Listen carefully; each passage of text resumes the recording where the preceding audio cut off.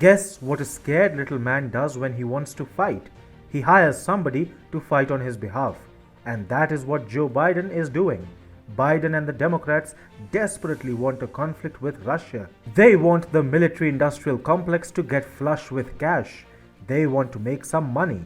So, the Biden administration seems to have employed the services of Ukraine. On the behalf of Washington, Ukraine is trying to flex its muscles against Russia. But Moscow will eventually deflate those very muscles, and it will be a painful affair for both Biden and his Ukrainian buddy, Volodymyr Zelensky. Hi and welcome. This is TFI Global, the foreign affairs and geopolitical analysis arm of the TFI Media Group. I am your host Sanbir Ranhotra, and in this video I will tell you how Biden is probably behind Ukraine's newfound aggression against Russia. Let's begin.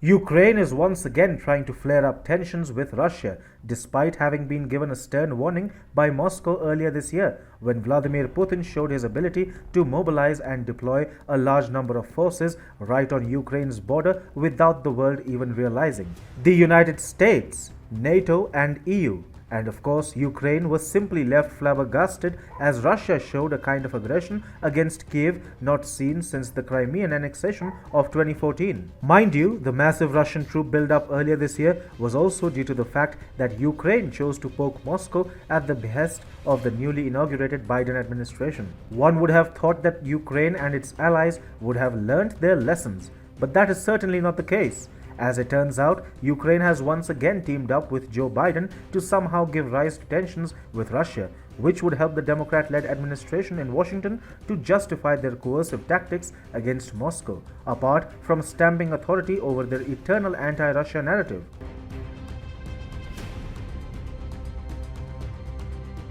On Tuesday, that is August 31st, President Joe Biden met his Ukrainian counterpart Volodymyr Zelensky, and the two issued a comprehensive joint statement aimed squarely at Moscow.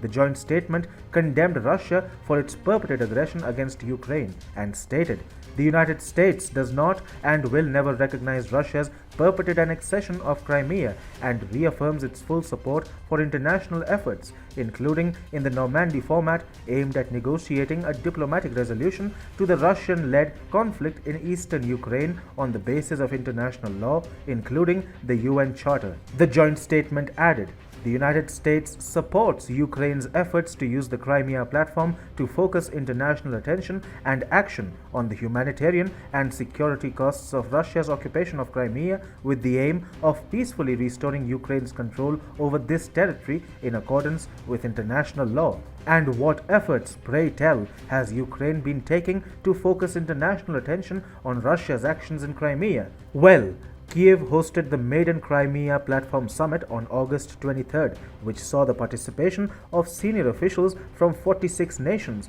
and international organizations including NATO and the EU. At the summit, the one clear message which Ukraine and its Western allies sought to send to Moscow was that Crimea is not the property of Russia and that it belongs to Ukraine. Furthermore, the Biden administration and Ukraine also announced the reinvigoration of the Strategic Partnership Commission in a move aimed at further antagonizing Moscow. The US and Ukraine also finalized a strategic defense framework that creates a foundation for the enhancement of US-Ukraine strategic defense and security cooperation.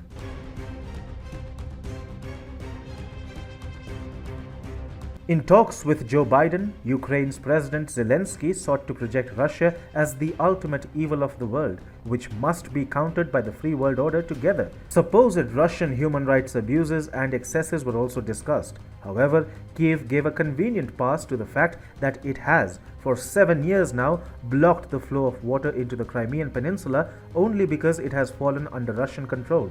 Ukraine suspended freshwater deliveries to Crimea after Moscow annexed the peninsula in 2014. It started the construction of a dam on the Dnipro River in Ukraine's Kherson region in April 2014. Ever since, Crimea has been facing an acute shortage of freshwater supplies, and the people of Crimea are facing incredible hardships due to the inhuman blockade put in place by Ukraine, even as it engages in moral grandstanding against Moscow.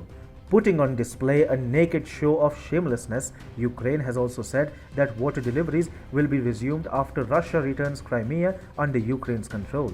In June this year, water reserves in reservoirs of Crimea decreased to a critically low 79 million cubic meters, even as the peninsula requires at least 150 million cubic meters of water every year. Ukraine's water blockade led to interruptions in the supply of drinking water to a part of the Crimean population and caused serious damage to agriculture. According to experts, the damage amounted to $2.7 billion in 7 years. Russia has even filed a lawsuit against Ukraine at Europe's top human rights court over Kyiv blocking water supplies to Crimea in complete contravention of the provisions of the 1992 Convention on the Protection and Use of Transboundary Watercourses and International Lakes. This lawsuit came a month after water levels fell to critically low levels in June this year. It goes without saying that Ukraine has discovered a newfound bravado against Russia and Vladimir Putin only because it has the complete blessings of Joe Biden with it.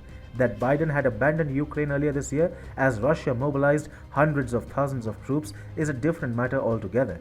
The fact is that Joe Biden faces a loss of complete confidence domestically. The people of the United States are simply sick of Biden's inept leadership, especially in the backdrop of the Afghanistan debacle. So, to make up for such losses and to somehow resuscitate his fortunes among Democrats' constituents, Joe Biden is back to igniting tensions with Moscow, using Ukraine as a proxy. Ukraine was dumped once this year by the United States. It has apparently learnt no lessons and is well poised to once again be pushed into an unwinnable conflict against Russia, while Joe Biden plays to the liberal galleries back in the United States to shore up support for himself.